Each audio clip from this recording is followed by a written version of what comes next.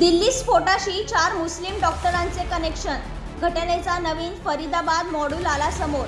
दिल्लीतील लाल किल्ला मेट्रो स्टेशन जवळ झालेल्या कार बॉम्बस्फोटाच्या तपासातून कट्टरपंथी मुस्लिम डॉक्टरांचे जाळे समोर आले आहे. या नेटवर्कमध्ये अनंतनागचा डॉक्टर आदिल अहमद, फरीदाबादमध्ये स्फोटक साठा तयार करणारा डॉक्टर मुजम्मिल शकील आणि संशयित हल्लेखोर डॉक्टर उमर मोहम्मद यांचा समावेश आहे. तसेच जैशच्या महिला विंगशी संबंधित डॉक्टर शाहिनालाही अटक झाली आहे.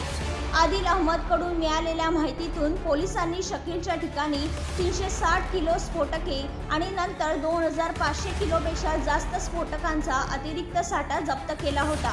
स्फोटात वापरलेली I-20 कार फरीदाबादहून लाल किल्ल्यापर्यंत आणण्यात आली होती. कारमध्ये डॉक्टर उमर मोहम्मद असण्याची शक्यता आहे, मात्र तो मृत आहे की पळाला हे अजून स्पष्ट झालेलं नाही. काल दिल्लीमध्ये झालेल्या या घटनेवरून एक गोष्ट स्पष्ट होते की अर्बन दहशतवादाची नवीन मूळ आता डॉक्टरी पेशापर्यंत पण जाऊन पोहोचली आहे.